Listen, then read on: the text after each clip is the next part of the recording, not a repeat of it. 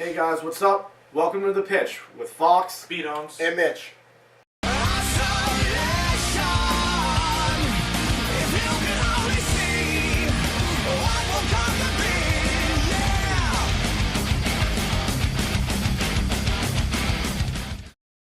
Hey guys, what's up? This is The Pitch. I'm your host, John Fox, alongside here with Beatoms and Mitch Sabatelli. What's going on? Now, there's a lot of b-ball to get to today.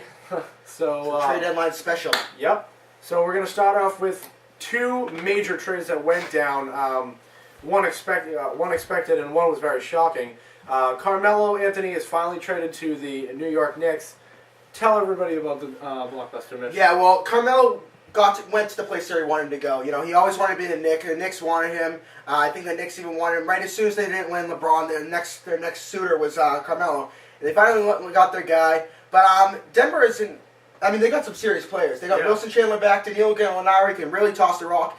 They got Raymond Felton, who was borderline All-Star this year, and a couple picks. So, I mean, according to, they were going to get Andrew Bynum if he went to the Lakers. I think what they got in return was serious package right there. But, you know, Denver had to do that. He was kind of holding that whole franchise hostage because he was going to leave in the summer. He was going to pull a LeBron.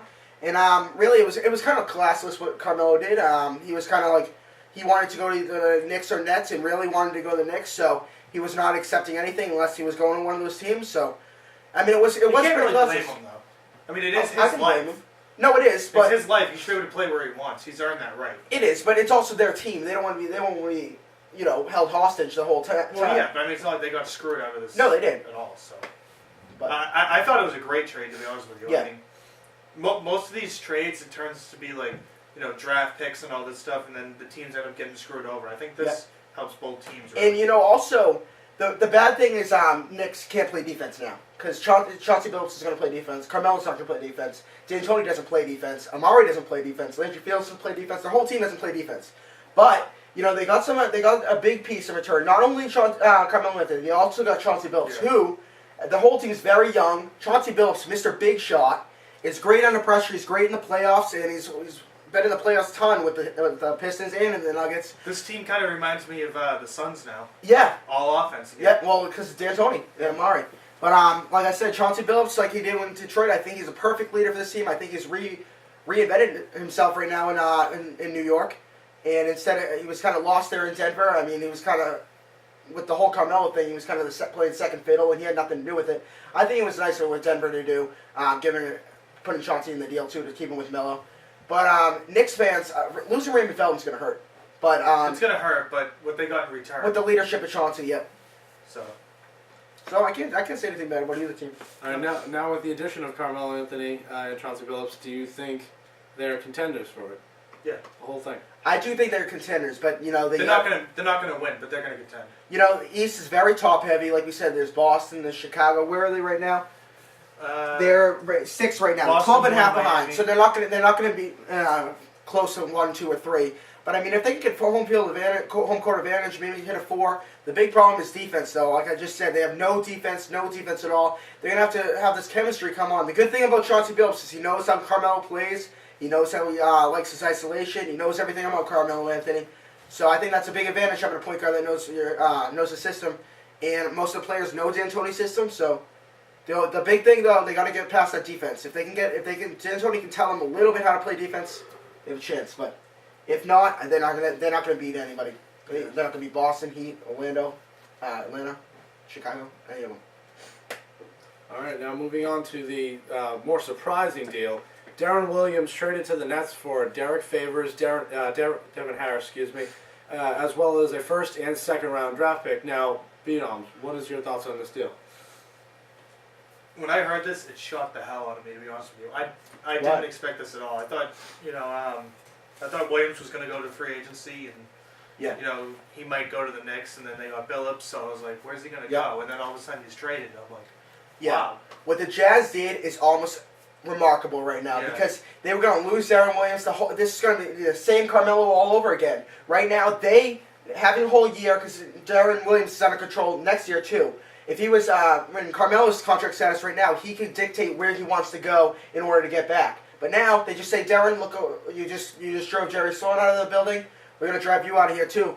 Because, they got a lot back for him. I mean, Devin Harris, Derek Favors, who is going to be the big prize if Devin he went to the Harris Nets. is a really good player. If he went to the Nets. Yeah.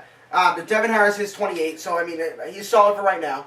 But, the Jazz got a couple picks in return, too. I think they're solid right now.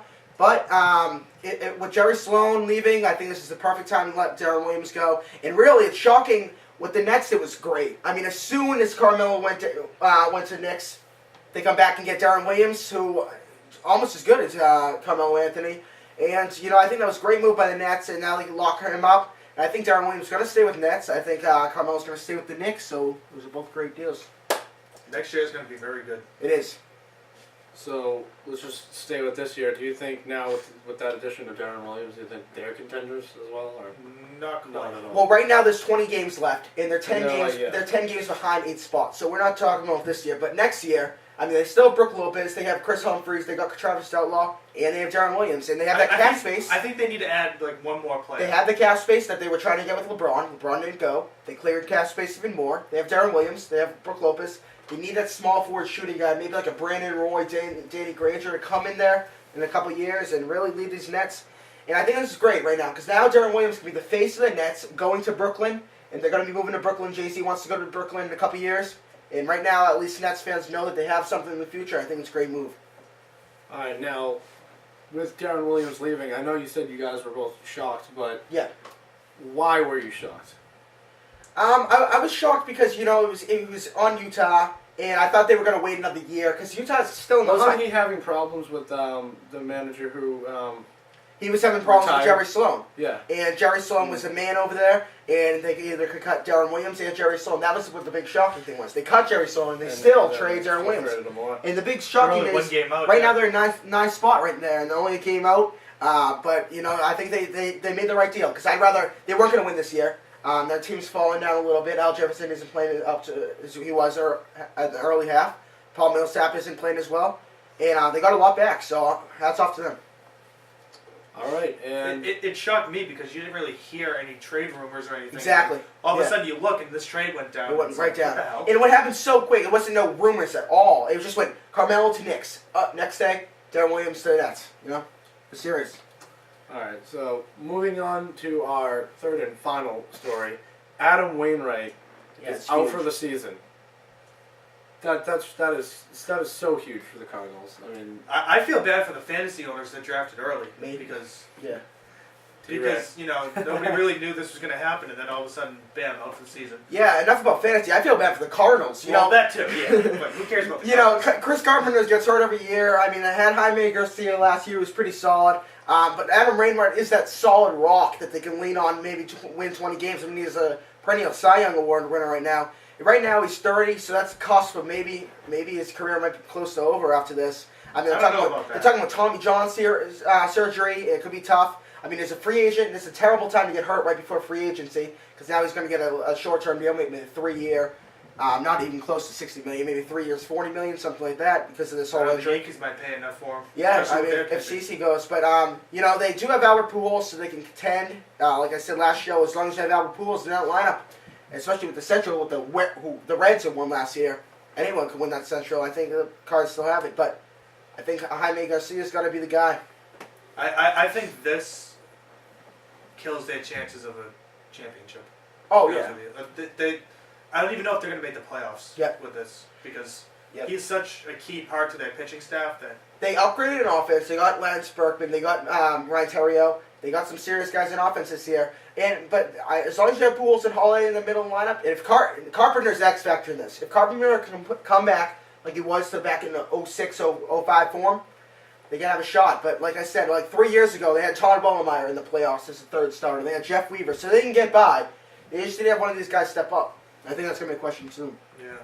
they might make wild card. I don't think they're going to win the division. Yeah, all right. So who has to step up? Who wants to take this first? I'll take it. Like I said, I think it's going to have to be Jaime Garcia. I think, it's going to have to be him and Carpenter. Yeah, Carpenter both of has them. to stay healthy. Carpenter, the big issue right now is Carpenter has to stay healthy right now, Yeah. or else the Cardinals are completely out of it. And Jaime Garcia looks promising last year. He had a sub-3 ERA. He's going to have to step up and have the same kind of ERA this year if they want to contend. And also, who else is going to step up in offense? Who else is going to be the guy? He's going to have to put all the contract issues behind. Holiday's going to have to protect him. Lance Berkman's going to have to come back. This is going to be It's gonna be a tough year for Cardinals fan with the whole Pujols and Wainwright thing, but we'll see. All right, now we moving on to questions. Viewer questions. Chris from New York asked us, who would you rather have in your starting lineup for the next 5 years? Ooh. Deron Williams or Carmelo Anthony? And why? You take this first. That's a tough question. That's a huge That question. is. I might have to go Deron Williams. Deron Williams. Why? I think he's a little bit more of a leader. Carmelo kind of sits in the back and just does his job. Yeah. Deron Williams can take a team and lead it. Yeah. And I think that's the key. I think when you look at Carmelo, Carmelo is probably one of the best scoring players in the league, and that's above LeBron. I look at Charles Barkley, which isn't saying much. Charles Barkley doesn't know what he's talking about. But he called Carmelo Anthony the greatest scorer in the game, over Kevin Durant, over LeBron James, over Kobe Bryant. So that's a pretty big statement. I mean, it's really hard to argue that. He's guy, always in the top 5 in points. Yeah, this guy's solid. I mean, he can create his own shot. He's great in isolation. He can shoot the rock. He can shoot three. Dunk. He can dunk. He can drive the lane. He does everything. Except for one thing, defense. Yeah. And I think Deron Williams plays some solid defense over there, and he can lead a team to a championship. The only thing is, Carmelo, he's a solid one. Deron Williams needs that other guy, like he did with Carlos Boozer, like he had with Paul Millsap. But the thing is, he can also create other guys around. He makes other guys better. Like Carmelo Anthony doesn't do that. He just, you know, he might take some of the defensive pressure off his other players, but he doesn't actually help them. Yeah, exactly. But I mean, right now, for a solid 5 years, I'd have to go Deron Williams too. Actually, you know, Carmelo Anthony, all this hype. I think he's the bigger name player because everyone loves to see scoring. But as far as leadership, like you mentioned, I gotta go Deron Williams too. If I was gonna build a team around one player, it'd have to be Williams. That's the way I looked at it. Yeah, that's what I look at it too. Like, not just to add him to a team, but to build a team. Point guard's a much more important position. Yeah. Small forward's arguably the least important position in the game. All right. Except for the Celtics.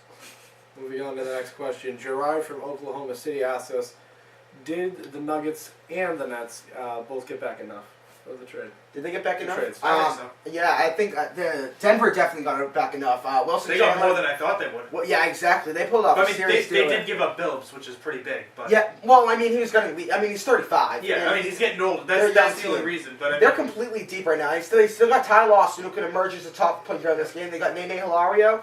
Wilson Chandler, he's putting up some serious numbers this year. 18.5 points a game. Danilo Gallinari's a great three-point shooter. He can be on that team for a while. Anyone who's just specialized in 3 points and gets 15 points a game, that's some serious points right there. You got Wilson Chandler. You got Raymond Felton, who I think most of that was Amari Stoudemire, but he's still a solid player. Yeah. And you still got picks coming up for the future, too. I think they did solid. And on the other side, I think Utah, I think they did a pretty good job. I mean, they could have looked around a little bit more. But, I mean, acting aggressively, that was good for them. And I think they got a lot back. Dark Favors, it's going to be a good player. Yeah. All right, moving on to the final viewer question for top stories. Mark from Denver asks us, will the Nuggets make the playoffs? Will the Nuggets make the playoffs? They are currently the 7th seed right now. And George Karl is talking about moving even closer, like 5th, 4th seed. They're not taking this as a step back. George Karl's come out and said that he has the best team on paper defensively he's ever had. And this team's all very young. They're all motivated. They want to put the whole Carmelo thing behind them. They got a fresh slate. But I'm going to have to say no. You know, Phoenix, they just got Aaron Brooks, so we'll talk about later. You still got Houston there, Golden State. They can come up, I think, and Memphis is there. I can see them coming in 8th. I really can. Yeah, but right now they are... I don't see Utah beating them now. I like Phoenix, though. With Steve Nash, you can't count them out. It's past the trade line. You can't count them out, but I don't know. Steve Nash is still on that team. I like Phoenix there, and I think they still have the experienced players. Denver has a shot to win. They do. To make it. They don't have a shot at winning anything, Yeah, but they have to make it. That would be a good accomplishment. If they won. If they got to the playoffs after all this thing. Celtics Nuggets. Not going to happen. All right, so we have much more coming on the way, more NBA trade deadline stuff after this. But for right now, we're going to take a short break. Imagine a Pacer Nuggets showdown. All right, stay tuned, guys.